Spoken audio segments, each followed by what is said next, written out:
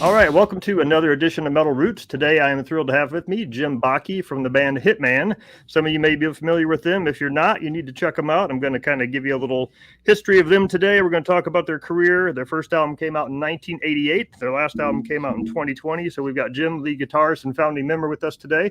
So Jim, we're just going to kind of dive in and talk about all things heavy metal. Sure thing. So first question, I guess, for you is, did you grow up in a musical household?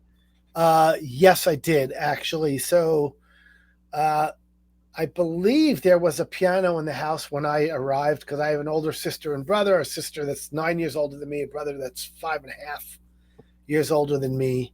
And they, I know my dad got a piano for my sister. She took lessons. And then my brother also played piano and then started playing trombone in bands. So naturally, there was music around the house the whole time. My sister listened to the Monkees and the Beatles and all the stuff in the 60s, which I would sneak her records onto the record player and play her Monkees records when I was a little kid. So yeah, music was around. So yes, definitely. So what age did you kind of start to play an instrument or be drawn to checking out music for yourself? Well, other than banging around on the piano, not knowing what I'm doing, I think in 5th grade I took up everyone back then, everyone got to be in band class. I don't even know if they have that anymore, but there was band. And I decided to take saxophone, which I was awful at. And I switched after like 2 years of that to baritone horn. So that was I was a brass player in the school band. And I stayed in the school band until 10th grade. We had this really annoying alcoholic teacher who used to yell at people. So I was like, I'm done with this. And by then I'd started playing guitar. So I picked up guitar around to 13 years old. Okay. Just in time for, Kiss to be taking over the world. So that was late 70s. Exactly. Yeah. So. Okay, perfect. So, yeah, I guess other than hearing, say, Monkees and Beatles and things like that from older siblings, what was sort of the first music that drew you in, when you heard something that was harder or maybe with an edge and went, ooh, this is what I really like? Yeah. Well, the first records that I bought personally were when I was about 6 or 7 years old. I bought off of the Rice Krispies box the Banana Split singles. So, because I used to watch the Banana Splits, and I'm like, join the Banana Splits on the back of the Rice Krispies box. Join the Banana Splits fan club. I bought the 2 vinyl singles they put out. And funny, because years later, one of the creators, they were Hanna-Barbera. Joe Barbera put out a book and did a book tour, probably late 80s or early 90s. And I brought those records and I got them signed by him. And he didn't even remember. Cool. He was old. He didn't even remember. He's like, did I do this? I'm like, yeah, Hanna-Barbera, Banana Splits. He's like, oh, okay. And he signed them. I still have them. So those were the first records I bought. And then first album I ever bought was shortly after, a couple of years later. My brother was really into Chicago. Okay. And I was starting to play horn. So I bought Chicago 2, which is, 25 or 6-4. And right. And that was the first actual album I bought.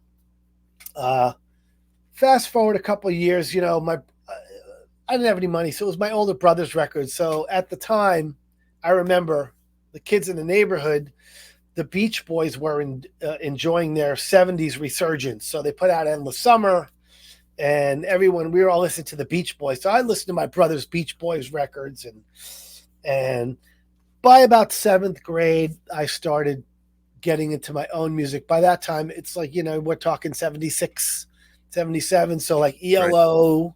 The Doobie Brothers, Peter Frampton, Friend That Comes Alive is one of my biggest album influences as a guitar player. Sure. And then one day I was having this conversation with my friend around the corner, who's 2 years older than me. And I was talking about how I like Chicago. And he's like, Chicago? I go, so you got to get to Kiss, man. I go, the guys with the makeup? He goes, yeah, listen to the records. I was like, oh, okay. So one day I heard Kiss, Rock and Roll All Night from Kiss Alive on the radio. And I was like, oh, he was right. So I asked for my parents that Christmas 76. I asked my parents for Kiss Alive. And they ended up getting me the originals, which is the first 3 albums with all that great stuff in it. Exactly. And I was like, after I first got it, I'm like, oh, this isn't the album I asked for. And then I opened it up. I'm like, this is even better. It had a booklet, it had a sticker, it had trading cards, and the first 3 Kiss albums. So I just bought everything afterwards. And about 2 months later, I went to see them. Yeah, February 1977, I saw them at the Nassau Coliseum. Sammy Hagar opened up. I didn't know who he was at the time. He got booed off the stage. Really? Wow. Yeah. Nope, you can't open for Kiss in the late 70s. Everyone got booed off the stage. But that was my first introduction to hard rock was, I was listening to Kiss, Bad Company and Jimi Hendrix, but it was probably Kiss first. Then I got into Bad Company and then Hendrix, as everyone does. And, the hard rock on the radio and the rock on the radio, ELO, all the 70s, late 70s, mid to late 70s kind of stuff that was on the radio, Atlanta Rhythm Section and this and that. And then I found that I gravitated towards the distorted guitar stuff. So that's kind of what, once I got into Kiss, it was like, oh, Kiss. And then, Led Zeppelin, of course, Led Zeppelin. And then I eventually got into Rush, and that was my biggest. Once I got into Rush, I was obsessed with Rush. Yeah. Let's see. Not a bad band to be obsessed with, right? Yeah, they were amazing back then. So yeah. So what was it about, like, say, the distorted guitar, maybe the harder music that kind of drew you to it? Was it just, the distorted guitar in general, just the power, the imagery, all of it? I guess, like I said, my first reaction to Kiss was those guys with the makeup, and then I heard the music. And I don't know, it was just, when you're a kid and you learn growing up and you see someone like, for instance, back then, and I know it's super, music in church is super, it's big part of the music retail business is worship groups and all that. But back then, my sister was in something called folk mass, which was the teenagers would go there and play songs on guitars. And there was this one song that, because my sister would sing, and then they would have a guy with a guitar and a tambourine. And this one guy had a guitar solo with a wah-wah pedal in it. The song was called Freedom. I don't know who wrote it. Maybe they wrote it. I don't even know. But I just remember the song and the wah-wah guitar pedal. And I'm like, that is cool. Yeah. And I used to go home and imitate my mother's sewing machine pedal. The little pedal for the sewing machine, the little beat-up acoustic guitar that we had that had 3 strings on it. And I used to imitate it. And I'm like, one day, and around 77, I got my first real guitar on Christmas 77, which I still have. That's awesome. And so, distorted, just guitar solos in general were cool to me. So yeah. My first guitar was that little known brand Wilson. It was a Wilson tennis racket. Oh, Wilson! In front of the mirror in the bedroom, pretending I was Ace Frehley, and yeah, exactly. It's got to start somewhere, right? Exactly. And that's where it was for me. The folk mass wah-wah guitar pedal solos. Sure. Well, that's the thing. I find like everybody that's into sort of metal or hard rock has that sort of seminal moment where it's like you heard something or, it just kind of spoke to you. And I was similar to you because I was, I think, in 2nd or 3rd grade, and a kid brought for show and tell a Kiss record. And so I don't think the teacher was really thrilled about it, but I'm looking at the cover going, whoa, this is awesome, Same thing. I went home and told Mom and Dad, I want a Kiss record for Christmas. So I got double platinum, which was sort of like the greatest hits at the time, which included the first 3 albums. And I just copy back here. listened to double platinum over and over and over. And that was my introduction as well. So you said the first thing you bought was the Chicago record. That was one of my questions. What was the first thing you bought with your own money? Do you remember one of the first concerts you went to? Yes. So that was the Kiss, I think it's February 18th, 1977, Nassau Coliseum in Uniondale, Long Island, where I grew up. It was Kiss. Funny because back then Kiss put out so many records, like 2-3 records a year. So they were touring 2 records at a time. It was the Destroyer / Rock and Roll Over tour. And that's the beginning of 77. The end in December 77, they played Madison Square Garden on the Love Gun Alive 2 tour. Wow. So 2 different albums, 2 different tours, same year, They were working hard back then. So yeah, it was crazy when you go back and look at those release dates because some of those albums were like 7 months apart. It's like, that's insane, And they were contractually committed to do 2 records. Rush, same thing. They said we had to do 2 records a year. Wow. So you Fly By Night and Caress of Steel in 1 year, Yeah. Pretty amazing. Yeah, I didn't get a chance to see Kiss, even though I was nuts about him. I didn't get to see him until '84 on the Animalize tours. First time I got to see him, and it's no makeup then, and Ace is gone, and Peter's gone. It was still awesome, but Yeah, I saw them on that tour, Animalize. I mean, yeah, by that time it was like, oh yeah, they took the makeup off and they were kind of in their bad '80s period. yeah, Even they talk about it, like Gene Simmons is like, what was I wearing? You know. exactly. But we still went just to go, and you still heard, they still played the classics, a lot of them. Yeah. So it was cool. Okay. So, what was the first band that you kind of formed and got together? Was it some high school friends, or the first kind of serious band you had?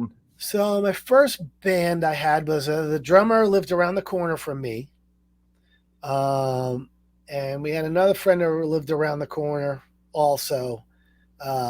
I think the first time I ever played publicly as a guitarist in front of people was at a backyard party. We had no singer, 2 guitars and drums. So actually, I think the other guitar player might have played bass. And that was the first time I ever played publicly. And then with that drummer, I had my first real band that played in bars. So we found a bass player who sang and played bass. And we did a lot of Rush. So he sang all the Rush stuff. He played it. Funny thing is he lives about 15 minutes away from me here now. Wow. 3,000 miles away. Exactly. He lives the same distance he did when we met. And this is like 1980. So I'm a senior in high school, starting at the end of 1980. And we had a band to play. And I remember our first actual gig in a bar. And I wasn't old enough. Drinking age was 18 then, in 1980. I was 17. Our first actual show in a bar was the day John Bonham died. Oh, wow. I always remember that because I said, well, I guess we're dedicating our Led Zeppelin songs to him because, we played Led Zeppelin, Black Sabbath, Bad Company, lots of Rush, no Kiss at that time. I was out of Kiss after Alive 2. I was going into high school and they were putting out lunch boxes. So you couldn't be a kid in high school liking a band that had lunch boxes. So I was like, I was into Rush and I was on my way with that, Well, yeah, and then they also made the turn to Dynasty and Unmasked, and so yeah. I Was Made for Loving You, Yeah. Like I said, Kiss to me peaked like in 1977. Yeah. So when did you start to sort of get together? What would be maybe the roots of Hittman, and how did you guys kind of come together and meet? Okay, so I met Hittman first. Before Hittman, my late bass player Michael Bucelato, who passed away 10 years ago now. I met him, and he had seen my other band, and he had seen me play, and somebody introduced me to him because he lived a few towns over. And in 1983, we formed a band. So, and you can actually find this record. We formed a band called Attila. Attila. You could find their record. They made a record after me and him left, but me, Mike, and this guy John did a couple of recordings under the name Attila, and it was there's an album called New York. I forget. Not New York Metal '84.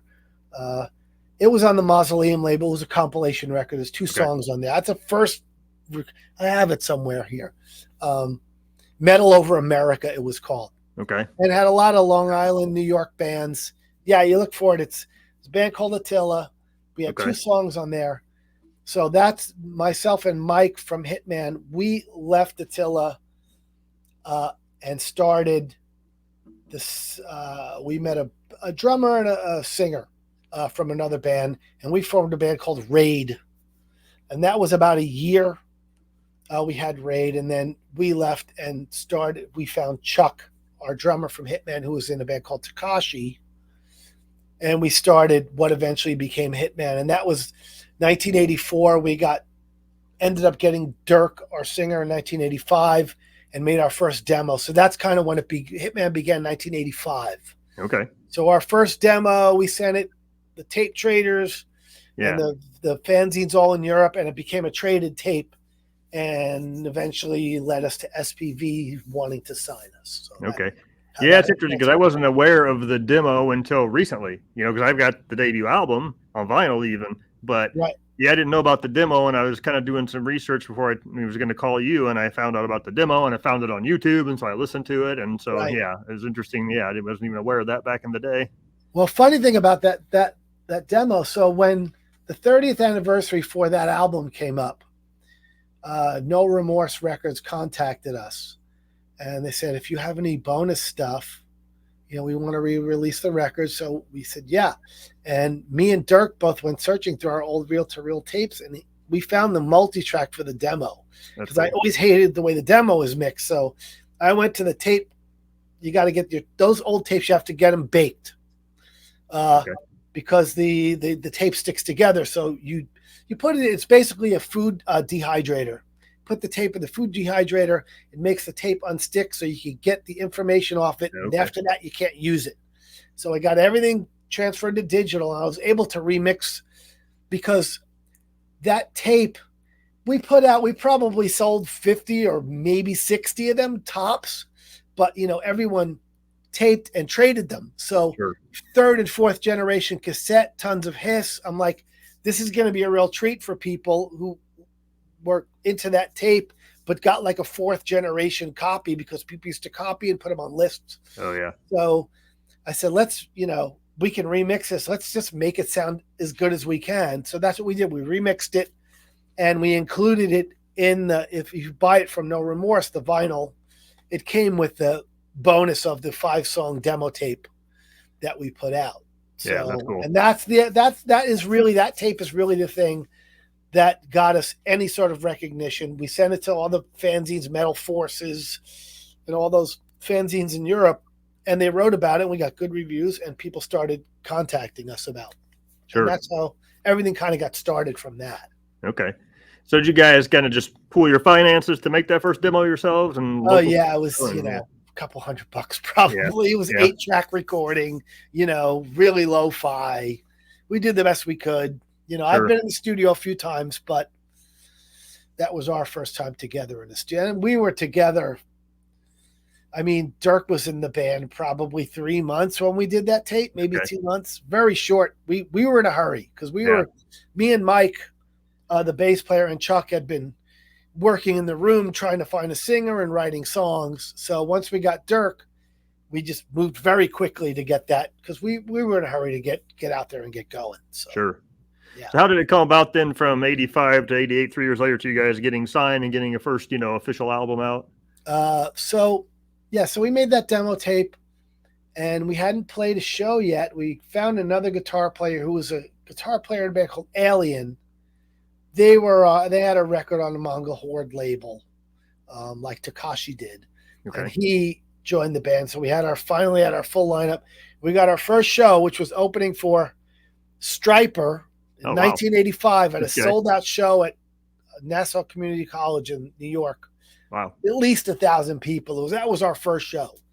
So we did that. We started playing Lemoore East after that and headlining, and all that happened very quickly. And then we, started getting a lot of interest, SPV Records in Germany. But before that, we decided, because, that demo was recorded on 8-track, very lo-fi. So let's go in and record some newer songs that we have, and some of the, couple of the songs from the original. Actually, the only song from the original demo we did was Metal Sport. We didn't do anything else. So we had all these other new songs, but we knew we wanted to keep Metal Sport. We went in and recorded 6 songs ourselves, and we're going to release that as an EP. And then our friend who was managing us at the time spoke to SPV, and they were interested in signing us. First, actually, Road Racer wanted to sign us, but we didn't like the deal they offered. It was like 7 albums and all of this. So it was way too big it didn't seem like a fair deal. So we said no to that, and SPV offered us, but they were only in Germany at the time. They had no U.S. distribution. They told us, we're thinking of opening an SPV USA, which our manager said, well, if you open a U.S.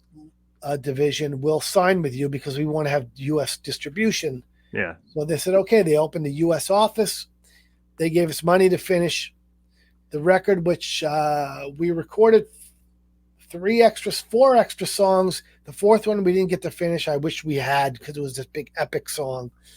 But we ended up three more songs. We got it mixed, and then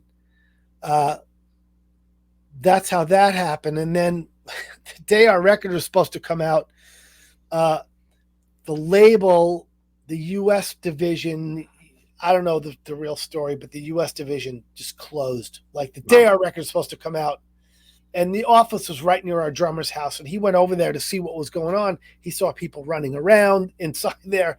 Money was taken. I don't know exactly what happened still to this day. So that whole thing got botched. They licensed our record to Road Racer, who we didn't want to be on in the first place. Yeah. So we were like, no, we don't want to do this. So, and we got into a whole legal thing, and that whole release kind of got botched. It came out, it did okay, but we didn't support it because we were in legal battles, and Polygram Records said they wanted to sign us, but SPV wanted all of this money for that record, and they're like, we're not paying that much. It's like $1 million. No, we're not paying that much. So we just got tied up, and then that kind of froze us. So yeah, it was one of my first of many bad music business misfortunes. Yeah. In the 90s, when I moved to LA from New York, I met so many guys in Hollywood, because I moved to Hollywood because I wanted to be right in the business, you know. Sure. I met so many guys that had got signed, got dropped. Got signed, either put the record out, record label did nothing to support it and just dropped them, you know, tax write-off or whatever. Sure. I met so many people that had 2, 3, 4 record deals with different bands. Record either came out or didn't, got dropped. It was a pretty crappy situation, you know, to be in that. And listen, major label record deals were the worst possible business transactions you could ever, you know. You just thought, like, great, I'm getting signed. It's like, no, you're getting 10 to 12% of the sales after you've paid all of that money back with your 10 to 12%. I mean, it's completely insane. So, yeah, so that the Hittman one was the first one, and that happened to me again, similarly in the 90s with a big label. So yeah, I didn't learn my lesson the first time, apparently. So did you guys do much playing out after that first album came out? Or yeah, we sure we were playing. So after that first Striper show, we immediately started playing Lemoore East, which was, there were 2 Lemoores. There was Lemoore in Brooklyn, which was where all the metal bands played. Yeah. We played at Lemoore East because we lived in Long Island and Queens, which was Lemoore East was in Queens. Okay. It was a bigger place. And we're like, well, Brooklyn's really far for our friends to go. So we just gravitated towards Lemoore East. And the first time we played there, we opened up for, I don't know if you know this band, Seduce. Yeah, I remember them. Yeah. From Detroit. Yep. Yeah. We opened up for Seduce at Lemoore East. And oddly enough, I became friends with the drummer like way later in life, Chuck. He's a fan of my Exotica band that I have, and a tiki aficionado like me. And I was like, "You're going to Seduce? I opened for you in 1985 at Lemoore East." He's like, "I remember that show." And this is like 35 years later, you know. So yeah, but once we started playing Lemoore, we would start headlining. That's when we started doing pyro, and like we did great with 1,000 people would show up. So we were playing. We played there mostly, and a place called the Agora Ballroom, or turned into the West Hartford Ballroom in West Hartford, Connecticut. Okay. We played there with Fate's Warning, with Liege Lord, Killer Dwarfs. Yeah. We played there with Saxon, Striper. We played there a lot, and that was a giant place. So we were playing a lot. And then when our record came out, 1988 is when Road Racer released it. We were playing, but we were fighting with them. So we were fighting the whole release thing. So we slowed down. And then after that, we still played, but we were kind of changing our style a little bit. But yeah, we did play. We weren't one of those bands that played every month. Mm-hmm. You know, every 2 months maybe, because we like to put on a big show. So we didn't play little tiny places. We always tried to play Lemoore East or something like that big. Yeah. opened for Armored Saint at Sundance. We played a lot of shows there. Okay. Yeah, we did a bunch of playing. Cool. So then you say it was 88 for the first album, then the next one didn't come out until 93. Right.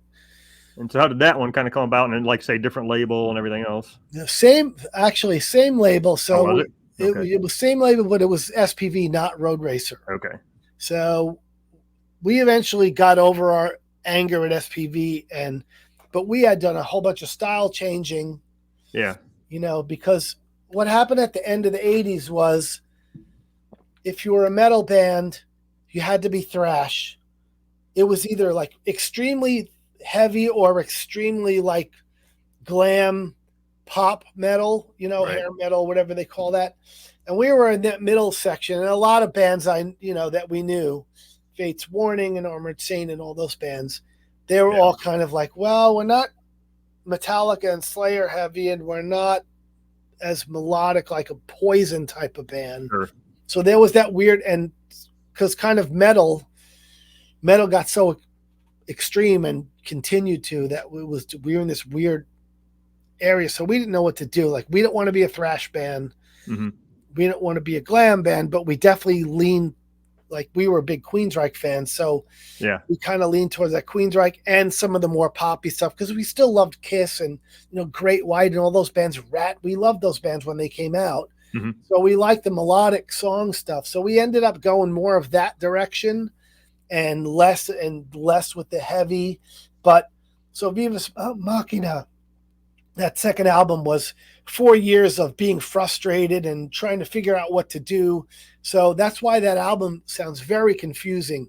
And all the fans of the early first Hittman record, they didn't like it at all.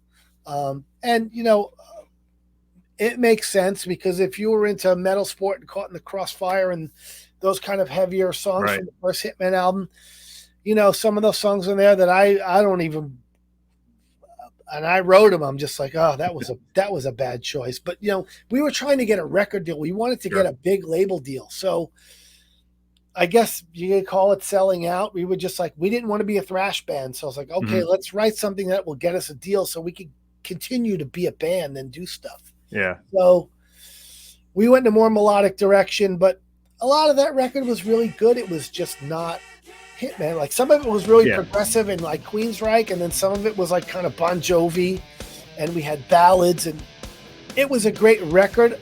I think it just wasn't a great Hittman record. Sure. For what Hittman was. Yeah. So there was a lot of, our original drummer didn't like that direction, so he left. We got a different drummer. And we continued on, mostly spinning our wheels because we were just frustrated with the whole legal thing and the way music was changing and all of that stuff. So we were kind of lost, Yeah. Well, it was, like you say, it was a tough time, because I remember just as a fan at that time, it's like, right around that 92, 93 was when the tide kind of turned, Right. And then that, like all these bands that had been huge just disappeared. There was no support for them. And, like say, if you wanted to go maybe more extreme metal, that was still there, maybe a little bit on the underground or whatever, but just sort of melodic, straight ahead metal just disappeared. Because you mentioned all those bands, Armored Saint and Liege Lord and Fates Warning, like the early Fates Warning, the first 2 to 3 albums, that style of metal just kind of disappeared in the States. It was either like the real glammy pop metal, or the like you say, the extreme stuff, and the in between, just traditional classic heavy metal was like, where did it go? So right. And people weren't signing metal bands, and they weren't getting gigs, and And then you remember Nirvana happened, and basically the music business and the press just ushered metal to the door. Yeah. They just said, you are no longer cool. And if you got long hair and you play metal, we're not interested in you. We're not going to write about you. We're not going to sign you. We're going to drop you. Yeah. When you hear all those stories about Janie Lane going to CBS and seeing the Pearl Jam poster where his poster used to be, and that's really frustrating. I mean, listen, whether you like that music or not, those guys were selling a lot of records. Sure. And to me, that whole grunge kicking metal to the door thing seemed like a manufactured thing by the industry and the press, because it's like, who's to say you can't like Motley Crue and Nirvana? They're both hard rock. Exactly. But it was just really just sold as like this is cool, this isn't, Yeah, and so we were exactly. battling that. So like when I remember doing a showcase when we finished Viva Machina, which we did it with Bob St. John, who did the Extreme Records, great studio, great sounding record. We had to go play for labels, like 1992. We had to go we wanted to play for labels to try and get a deal with this record that we were pretty happy with, and I just knew, I said, no one wants this music anymore. People want Pearl Jam and Soundgarden. I wasn't into any of that stuff. Yeah. A little bit here and there. But it was just one of those things is just like, there's nothing we can do about this. So we ended up putting out the record in Europe. Mm-hmm. We went and toured Europe. We did a tour with Skew Siskin and a band called Sergeant Fury, both German bands. Okay. Who are both great. Sergeant Fury was amazing.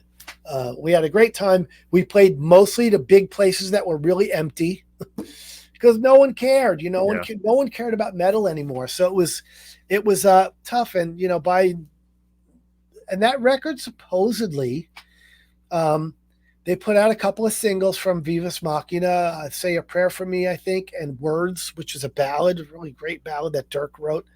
And they supposedly did well in Germany and all that. And that record supposedly sold well. We don't really know. We never got any sort of accounting. Yeah. We never got any money. But we did go over there and play and support it. And then we got back and it was just kind of like, what do we do now? And at that point, I had already started some different bands and got into some different music. And I decided I was going to move to LA. So by the end of 1994, we just kind of stopped. We never broke up and said like, oh, I hate you, Sure. We just like, we don't know what to do. So I'm like, I'm moving to LA because I want to do music for a living. So you guys should come, but no one wanted to go. So I'm like, well, I'm going to go. So that's kind of what happened. So I know you guys played, like say, Up the Hammers in 19 and Keep It True in Germany in 18. Yeah. How did those come about, for you guys? And what was, I guess, the impetus for you guys to get back together to play those? Those come about, I think that came about from, so in 2000 and I want to say 7 or 8, we were supposed to play. They wanted us to Keep It True asked us to play the 2009 Keep It True. And Dirk called me and said, do you want to do this? And I'm like, at that point I was living in LA. And I had my own, I had started my Exotica thing, Tikiyaki Orchestra, which I was going pretty strong with, a completely different kind of music. And I was like, I don't want to do this. I said, it's going to cost us. I said, what are we getting paid? Because it's, we got to go to Europe. He says, well, they'll fly us there and put us up. I said, yeah, but we still have to practice. That means we got to spend money just to get together and be in the same state to practice. I was like, no, I said, I don't want to do it. And Mike, I think, said the same thing, our bass player. And I think Dirk just told them yes. And said, I'll talk them into it. And we were like, no. And so they put us on the flyer and everything. It was 2009, Keep It True. And I was like, I'm not doing this, man. And Mike said, same thing. I'm not doing this. So we had to pull out of that. Sure. And I don't know what Dirk told them, but if something happened, we couldn't do it. We didn't do it. 2013, our bass player, Mike's killed in an auto accident, tragically.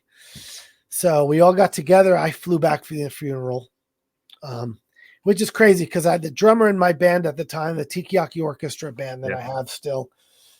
He passed away in 2013. Oh, wow. And I was supposed to go to his memorial service, and I had to call and tell, it was like a life celebration. I had to call and tell his wife, my bass player and like friend of 30 years, his band, he just died. I got to go back and be at his service the same day. I'm sorry. She's like, wow. I understand. So we went back to the funeral. We met up and we started saying like, we should re-release the first record and put out any other stuff we have and, maybe do something because it's to honor Mike, Sure. So we talked about it and we're like, great. Fast forward 4 years. someone's from Keep It True. I guess there was a Facebook thread talking about us. Okay. And I think Oliver from Keep It True reached out to Dirk and said, hey, I still want you guys to play. And Dirk contacted me and I said, you know what? Yeah, I want to do it this time. I said, I regret not doing it while Mike was alive. Sure. Because he was a founding member with me. It was me and him, So I said, yeah. And I said, while we're at it, why don't we write some new songs and make a record? We now have the ability to make records in our home, because back then when we did the Hittman records, $40 an hour for studio time, sure. So I said, we can do it. Let's make a record. I'll write new songs, I'll get the old Hittman Flying V out and I'll start writing songs, I said, because myself and Dirk both felt that because Vivus Machina was such a different record from the first one, said, you know what, let's do an album that the old fans of Hittman really would like, Yeah. So we had some old songs sitting around from back in the day that we didn't record, but we wrote a bunch of new ones. And so we went to play Keep It True and it was amazing. We were like, we were second or third from the headline spot. I mean, we went on just as the sun was going down because they have those windows there. When the sun goes down, it gets dark. And, like literally like Grim Reaper were on that bill. And, we played with, I think Demon was the headliner we played that night. I've got the flyer right here. I was trying to look and see who was there with you. Yeah, I see Raven. Sure. I remember I was a huge Raven fan. So I had to get a picture with John Gallagher and I did, Flotsam and Jetsam also. And I met them and they were super cool. It was a great bill. I had a lot of good people on it. Demon was a new wave of British heavy metal band. I remember from the early 80s. So he came out with the full makeup on everything. I'm like, it was really a great experience. And that audience, the thing that like, for us, going there without Mike, because Mike had passed away, it was kind of our show to honor him. We got really like emotional because the audience was singing all the songs super loud. Like we heard about this and we're like, I don't know if that's going to happen. We did a signing session, you're literally in the hall signing records. They give you a 30-minute slot. The whole 30 minutes was people coming through with their records. And oh my God, I waited 30 years to see you guys. So we were all kind of taken aback by that. And when we got on stage and we were playing like Backstreet Rebels, like the whole audience was singing. We were like, whoa, that was intense, Yeah. So I said, okay, man, we got to make another record. So we had already kind of started writing the songs. So it was pretty cool. And then at that show, Manolis from Up the Hammers had contacted me previously. He's like, I want you to play Up the Hammers next year. I said, okay. And when we got to the venue, he was waiting for me in our dressing room. He's like, so let's make a deal. I'm like, okay. And he was super excited because I think anybody that goes to Keep It True, they end up playing Up the Hammers and, they're both kind of an allegiance with each other. Sure. Well, he was super like, you have to play our festival. I'm like, okay, I'll fly me to Athens. No problem. And we went and did that one. And that one, that was a little rougher show because in the meanwhile, our old drummer, Chuck, the old disagreements came up and he left the band again. So we had a drummer that didn't really do the job right. So that was a little tougher of a show. We did okay. People liked it. It was a great 900 people or whatever it was. So we did that show, those two shows, and they were like, man, I wish we can get more festivals like that because the fans were just crazy because we disappeared for 30 years. Like we didn't do anything, not a peep. So people are like, oh my God, I've waited so long to see you. So it was pretty cool some guys met us at our hotel in Germany. Like, can I meet you at the hotel? I don't want to bring my records to the show. I want you to sign them so I don't have to bring my stuff into the show. I was like, sure. We pull in the hotel. This guy's waiting for us with records. I mean, it's pretty. Exactly. Yeah. Kind of like being the Beatles back in the 1960s, right? And yeah, very small. Well, yeah, small. Yeah. But that's one thing I think, like with metal fans. I mean, I think that's the way it is. Like, this is an album from 1988 that people are still passionate about, and the fact that they get to see you 30 years later and they're giddy like school kids, like, oh, I get to see Hitman. I mean, I think that's awesome. And I don't know that, other genres have that, dedication or affinity or whatever the metal fans have for their bands. I Yeah, think and you might how see it could you? in some ways, but I think in metal in general, like people are kind of rabid fans. Well, I guess it's the staying power of that genre of music because we didn't think anybody cared. We were like, yeah, we were in this band Hitman. We had a couple records out. People liked us at the time. I didn't know anybody would care that much. And then the people that from Keep It True, some of the fans that go to it told me, oh, just you wait. When you get there, they're going to be singing the songs. People are going to go nuts. I'm like, really? Like, we've literally vanished and we're a complete obscurity. Like, but occasionally you would see a thing like the 5 best songs with the word metal in it, and Metal Sport was one of them. And Yeah. like, well, okay, that's kind of cool, like this. But and people told us, so I kind of didn't expect it, but I was warned about it. But like, I mean, you can see if you go look at some of those videos Yeah. when we're playing a couple of songs that would break out, or one of the songs people were singing that we were just like, whoa, like you could visibly see us get like taken back by it. So it was really cool. I wish we got to do more of them. No one really asked us to play after that. We put out, like eventually, like, I'm sure you're going to get to this, but we put out Destroy All Humans, and we were super happy that record got great reviews, and nobody asked us to play. So we were like, okay. And there was COVID, So everyone was making up for their COVID. Bands that were supposed to play 2020, those bands got pushed to 2021 and 2022. Sure. Yeah, well, I will admit, I love Destroy All Humans. When I heard The Ledge when you guys put that out as a single, and I was thought like, Hitman's still around? That was kind of my thing. I'm like, whoa, Yeah. And I didn't really know about the Keep It True and Up the Hammers at that time. So I'm like, wow. And, I mean, to me, you came back with A Vengeance because that's a great album. I mean, it's very much in the vein of that first Hitman album. It's so melodic, but yet it's heavy. I love the guitar tones, the drum sound punchy. I mean, just everything about it. It's a great record. And that's kind of why I wanted to talk to you, because I want to, more people need to know about this record and your other records, So like say it wasn't like you put it out and it just sort of disappeared. It needs to be heard. And I think, metal fans in general, if they've missed it, need to check that one out for sure. Thank you. I appreciate that. And like, getting back to that whole thing with, we put out the first album, which was a real big fan, underground favorite. Then Vivus Machina, which a lot of people didn't like because it didn't sound like. Sure. But we saw a lot of comments like, I didn't like that record. Well, we heard a lot of comments too. I didn't like it when it came out, but now that I listened to it, I really have a new appreciation for it because, Sure. It's 25, 30 years old and people's tastes change, and they, they just don't want to hear just this kind of metal. They go, oh yeah, I changed my mind on that record. So it was kind of neat because I remember touring when we toured for that record. I literally had one guy come up to me in Germany and say, like, will you be playing songs from the first Hitman album because the new one is not true metal and I don't like it. I mean, literally, gotta love those Germans. They don't mince words. I was just Right. like, yeah, we're gonna play a couple of songs, but to hear that is kind of like, wow, that sucks. What do you do? So when we made that record, we demoed a bunch of songs. We gave them to No Remorse, and they said, okay, because we were trying things, we would do more slow, like Sabbathy things, like, the Dio era Sabbath type stuff. And they're like, no. These songs are Hitman.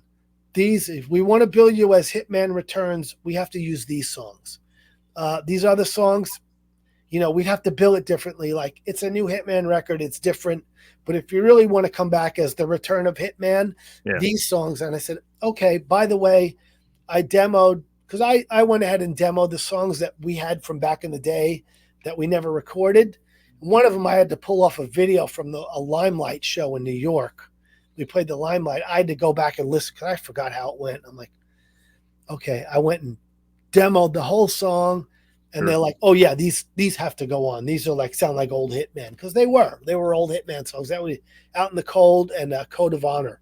Okay. were songs written in 19 Code. I think Out in the Cold was written in like 1986. We just never recorded it. And Dirk was like, I'm not crazy about this song. I said, Dirk, it's a good Hittman song. I said, we should do it. Let's just do it. He said, okay. And Code of Honor was kind of that. So right as the first album was coming out, we were kind of starting getting more progressive, heavy progressive. So Code of Honor was written in a bunch. There was like 3 or 4 songs, 5 songs that were written in that time period that were really kind of on that progressive metal, Fates Warning, Queensryche type of thing. And that's where we were going. That's what we planned to do for our second album. But then all that legal stuff happened and all that time went by and we said, things changed. So we brought back a couple of old songs and wrote a bunch of new ones. And the label said, we only need 8 songs. That's 40 minutes worth of music because that's all that fits on vinyl. Don't worry about having a lot of songs.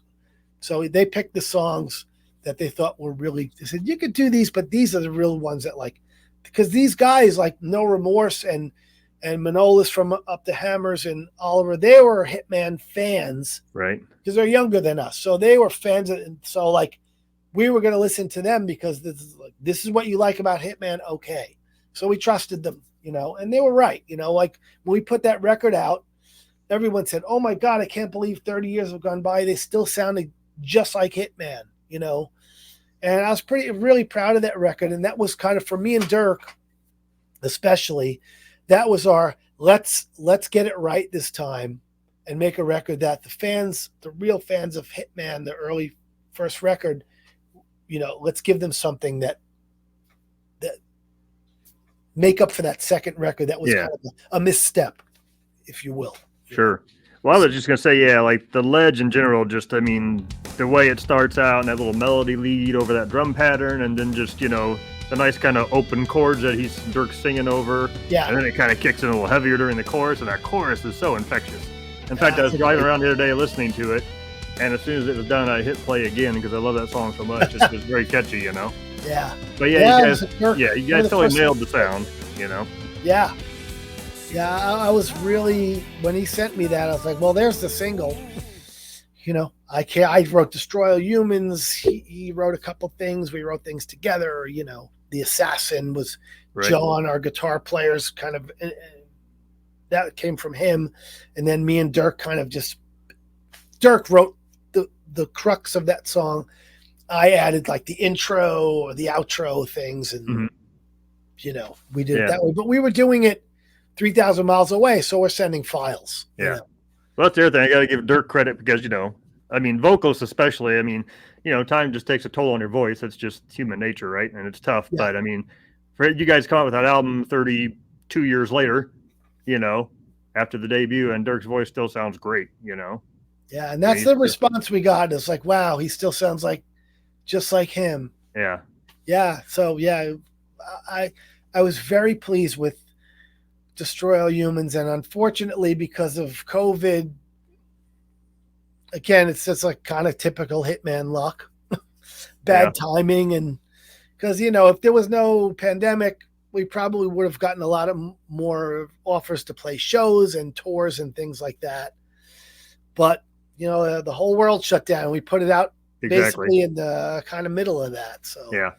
And then after the album came out, like I said, it was like we had another year of COVID shutdown pretty much. It came out in September 2020. Yeah.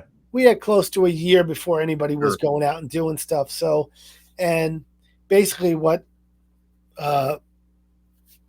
Chris from No Remorse told us is said, yeah, you're going to have to wait you might as well make another record because you're going to have to wait till 2022 before these festivals because they're all doing makeup. They're making up for the 2020 and 21 shows. So that's kind of where it went. And we played one show. We opened for Queensryche in New York, which was a big thrill for us because we always wanted to play with them and never did. So that was cool. And we hung out with Todd Latore, and he was great. He was super nice. The band were cool.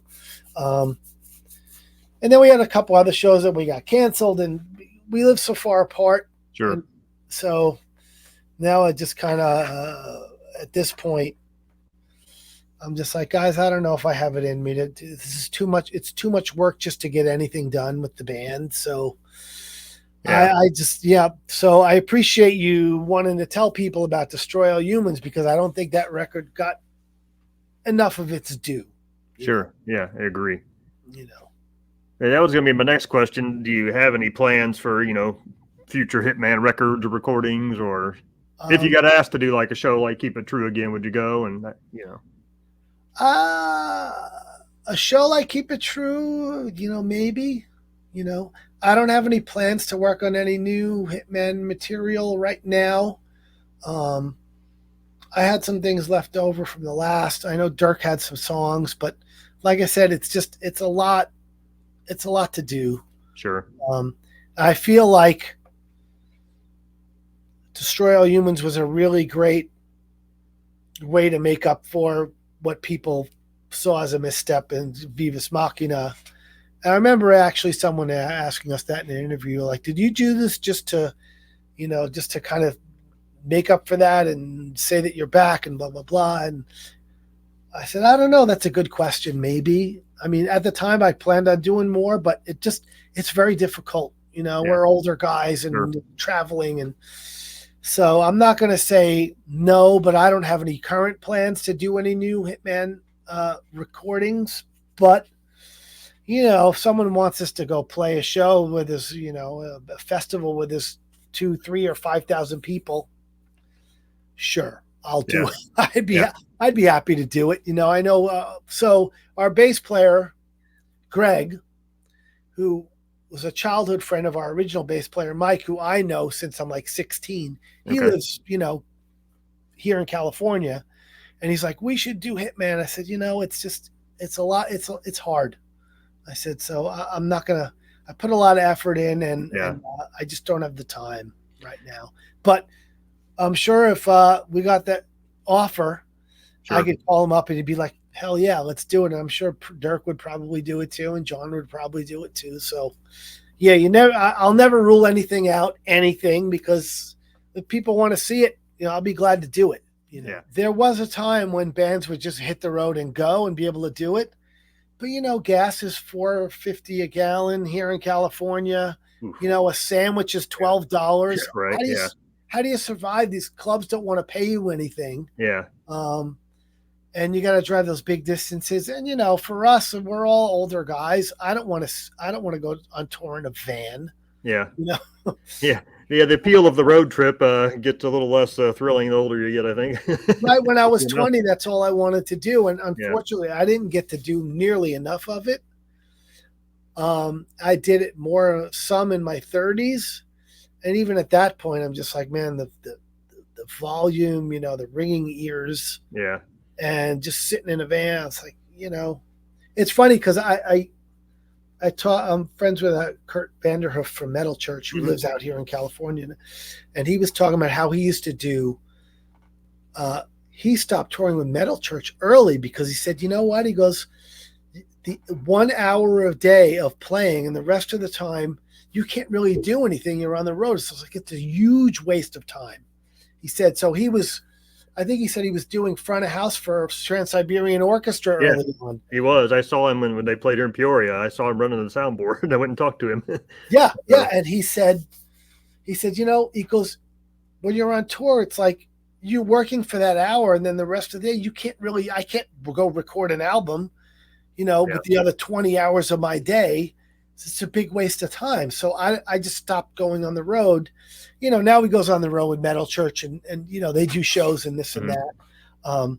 But he said, the touring to me wasn't appealing because of all the time that you're not doing anything when you could be doing something. And I'm like, wow, I never really thought of that, because when you're 20, it's all about the adventure, right? When you're 25 years old, oh yeah, we're going to go on tour. And for a lot of guys that meant, as obviously as you see, lots of alcohol and substance abuse because they're bored. I know I wouldn't have been, because I was never into drugs and alcohol. So same here.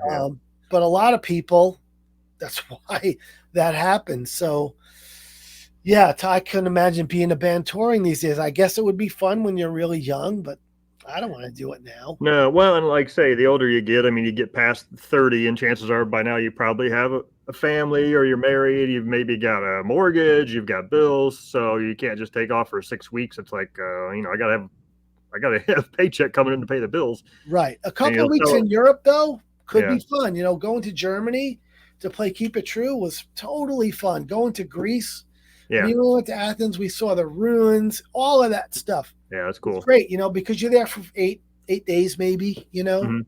if you stretch it out, 10 Sure. days. And that's like a vacation with, you know, you get to play rock star for a day, and then Yeah. great, you know, stuff like that I'll do all day long, you know, as long as it's not costing me a bunch of money. It Yeah. costs me some money to do, but like we got our flight covered and our stay covered and all that kind of Right. stuff. It was awesome. You know, I Yeah. would do it again. Yeah. Sure.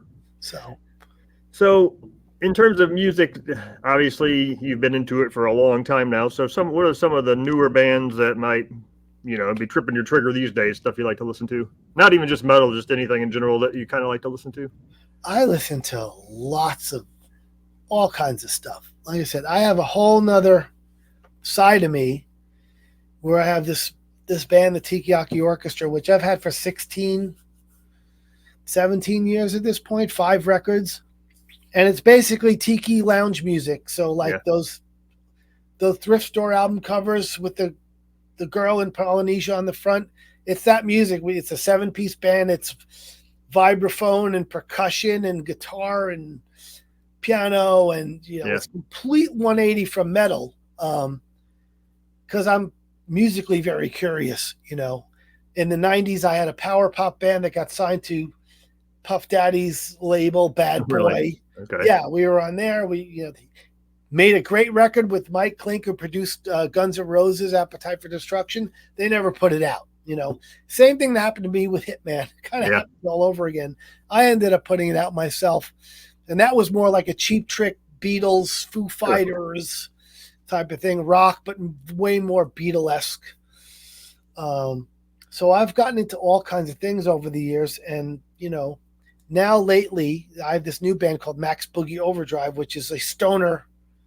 Now I wouldn't say doom. It's not that. It's a little bit doomy. It's more stoner. So like Fu Manchu, Brant Bjork, that's the stuff like the rock that I'm really into these days. Is kind of 70s, lots of fuzz, heavy, but not necessarily metal, but kind of metal. We're kind of metal, a little Motorheady.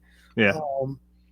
So like I said, the stuff I've been listening to lately, I've been listening to Brant Bjork. You've listened to, he was in Caius, and then he was in Fu Manchu, and now he's been a solo artist for years, and his solo records are great. They're just like heavy psych, type of stuff. Fu Manchu, I'm a big Fu Manchu fan. I really like them a lot. And some of that kind of stuff. That's kind of like, for rock, that's kind of where I like listening. It's kind of Black Sabbath, kind of Blue Cheer a little bit, metal, but 70s metal, proto metal. Yeah, gotcha. Sure. And then everything in between. I still listen to, I was listening to the new Judas Priest album.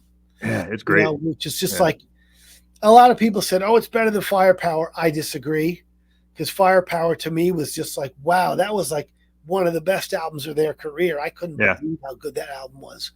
But this album is like as consistently good. Oh, yeah, it's very strong. Not quite as good to me. Not quite. I've only listened to it once, but for Judas, if you would have told me in 1985 when I was listening to Defenders of the Faith that in 2024 Judas Priest is going to put out a record and it's going to be amazing, I would have been like, they're going to be dead by then. Right. Exactly. But man, how happy are you that like Judas Priest put out that amazing of a record in 2024, right? Oh, exactly. Yeah. I went to Target to buy it on Friday because I had heard, the singles online, and I've listened to it like 5 times since I got it Friday. I just think it's a great album. Like you say, is it gonna overtake Firepower? I don't know, because Firepower for me, it had Rising from Ruin and Traitor's Gate and just some killer songs, Rising from Ruin is the one I say man, that is about as good as it gets, right? Yeah. I think we're in the same mindset of Firepower was just so unbelievably good, just like I even heard people say like, "Oh, I don't know, I don't really like it. I like the old Priest." It's like that is the old Priest. Yeah. Yeah. I mean, it was so good, and I think they went a little more towards the Painkiller Hmm. extreme. At least this new album is kind of front loaded with a lot of fast, really manic songs, and then Yeah. they go back to the like Rising from Ruin. Like that's just like classic, like great Priest, Yeah. and all of that. Even Sea of Red, like Yeah. That's a cool amazing. song. I mean, so many. That record is just like a perfect record to me. So this came close. Who knows? I may feel differently about it after 5 more spins, Yeah. Right. but either way, I'm happy that they made another record that's even close to Firepower, and it Sure. is very close. So, Yeah, well, you nailed something that I've thought a lot. You said if you would have told like your 1985 self that this would still be happening. Yeah, because I'm the same way. I mean, I can't believe that in the next 2 months. I mean, we had Priest came out, this past week. A new Saxon came out just a couple months ago in January. That's a killer record. oh, I Saxon got to still, hear that. they're still firing on all cylinders. Yeah, We've got a new Accept album coming out. right. I mean, well, Striper's still putting out music. I mean, just all these bands from 84, 85 that are still going, making some of the best stuff of their career. Udo. Yeah, and Udo, right? the guy never quits. Yeah. Right. So it's just amazing, to think that these bands I was listening to in high school are still here. And, for that matter, you guys, I was listening to you in college in 88 when the first album came out. And then in 2020, you put a new one out. So the fact that we still have this music to listen to is pretty awesome because I think that day and age is getting very difficult of a new and upcoming rock band, hard rock band, metal band, whatever, having a 30, 40-year career. I don't think it's going to happen anymore. It's going to be very difficult, Yeah. Well, I will say, you don't look old enough to be in college in 1988, but 55. Okay, wow. So You're I a just lot. shave off all the gray hair. So You look a lot younger than that because I just turned 61. So okay. You're only 6 years difference. I thought you were like maybe 40. Oh tops. no. So yeah, kudos to you, brother. Whatever you're No, doing, thank you. keep doing it. But yeah, it's like me and my friend were just talking about the new Judas Priest record, and we're like, yeah, metal is for old people now, But hey, what's the alternative to listen to what's on the radio now? No, Yeah. So I'm super glad when I see a band like Priest putting out a new record or Saxon or Sure. any of those bands. It's like, Metal Church, whatever. Yeah. I talked to Kurt. I'm just like, hey man, keep making the records. Keep doing Exactly. it because it's funny because you see like these young kids playing metal, and it's just like, wow, they weren't even born when this stuff was happening. Exactly. It's like me playing, Buddy Holly, or me doing that tiki music. That was music before I was around. So I'm glad that people are keeping doing it. I'm not really a fan of the extreme metal. It's just too damn extreme for me. I like singing. Yeah, So same here. when I hear someone just shrieking, I'm just like, yeah, that's cool for like a minute, but like a whole album of it, no. Yeah, I'm the same. I mean, I gravitate towards, classic, traditional, whatever you want to call it, straight up metal is my favorite style. Yeah. Just because, it's melodic, but it can be heavy. It can be, bludgeoning in the sense of a double bass firepower type song, but it's Right. also still melodic and got great vocals and it's catchy. I think you gotta kind of remember not to forget to write a good song. It could be heavy, Well, but it's still got to be a good song. There's still got to be a hook and a catch in there somewhere. And that's exactly what I was saying about this new Priest record. I think people are saying, the people I see like online saying like, this is even better than Firepower. I'm like, it's heavier and faster than Firepower, but that doesn't necessarily make it better. It just makes it heavier and faster. Because you get those, Evil Never Dies and Rising from Ruin and what was the one song? No Surrender. Man, what a classic Judas Priest song, if ever there was one. Like, wow. So, like I said, and there's a lot of great stuff on this new record. I just think they went a little bit more into that Painkiller, because Painkiller was them basically like trying to keep up with the heavy bands, right? And it's great. I like Painkiller, but I'd rather listen to, Stained Class, personally, or Hellbent for Leather, that's Sure. so. Yeah, I mean, I still think about, my introduction to Priest was probably British Steel, and then I went forward and got Screaming for Vengeance right after that when it came out, and Defenders. But I think, yeah, some of the unsung songs, well, it's not unsung, I guess. They played it live, but like The Sentinel by Judas Priest is such a great song, or even Some Heads Are Gonna Roll. That's a great song, And Well, okay, you're speaking my language, because The Sentinel is basically oh, inspired half of the first Hittman album. Was like, that was just when that came out. I'm like, I want to write a song like The Sentinel. Yeah. So like The Test of Time is as close as I got, but that was really directly influenced by that. And Some Heads Are Gonna Roll. I love that. So yeah. I got into Priest. Unleashed in the East was the newest record. That's Mhm. when I got into them. And then British Steel came out, and I saw them on that tour. And that's, and then when Screaming for Vengeance came out, it was just like, oh my God. And then Yeah. Defenders of the Faith was my record, Yeah.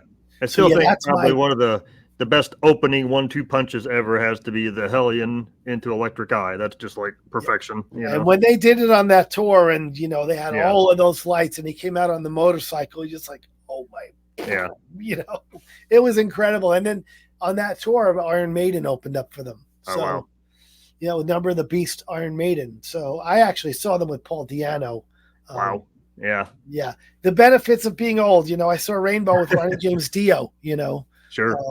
So in general, like, I like my metal, like the classic stuff.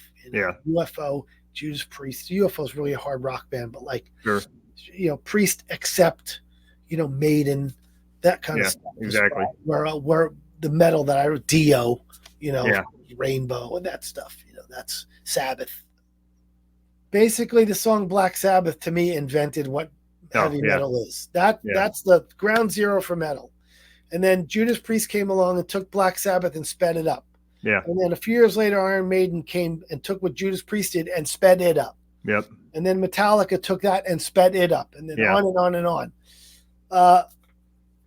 Who cares? Metal is so extreme now. Like, I don't hear any, of course, there's lots of young bands doing what they call the new wave of traditional metal, which is a whole YouTube channel. I'm sure you're aware. Oh, yeah. I've been on that one a lot. And those guys are all about the melodic, Yeah. Singing, double harmony guitars, all of that stuff. So it's being kept alive. It's just when I see people saying like Judas Priest isn't even metal, it's like, no, what you're listening to isn't metal. That's some weird offshoot of it. Fine. But got to give Halford and company their due, because that is metal. It's where it started, so. Yeah. And, it's not just old people. There's old people with their kids. There's people in their 20s and 30s. Look, good music is good music, and it can't be ignored, right? Yeah. So you can't. The same thing with, like, look, if you like Poison and Motley Crue, great. In 1991, when the music business declared all that music dead, it could only stay dead for a certain amount, because so many people liked it. Oh, sure. It came back, and look, as ridiculous as Motley Crue is right now, Vince Neil can't sing. I don't know what's going on. They got John 5, whatever. People still want to hear those songs, right? So if you're a fan of that, I'm sure people who are really grateful to be able to go see it. Yeah. So good for it. Good music and metal is not going to die. It's just going to be remembered for the old stuff, and lots of new kids are still keeping it alive. So good for that. Yeah. We played with a bunch of them at Up the Hammers. There were people that were way younger than us playing. It's like, man, this is what I was doing in 1985. Like, people were still doing it. So good music doesn't die. It just kind of keeps going on. So, exactly. Yeah. Well, Jim, thank you so much. I know I've taken quite a bit of your time here, but this is awesome having this conversation with you just about music and your career and life in general. It's good stuff. Yeah, man. It's great meeting you. And you have pretty much the same exact taste in metal that I do. So that's really refreshing to see. The power of technology just never would have happened 30 years ago. So yeah, thank you for having me on. This has been great, and it's been a great time. So. All right. Well, take care, and thanks to those of you watching, and please check out Hittman. Thanks, guys. Yeah, check out Destroy All Humans. All right. Take care. Take care.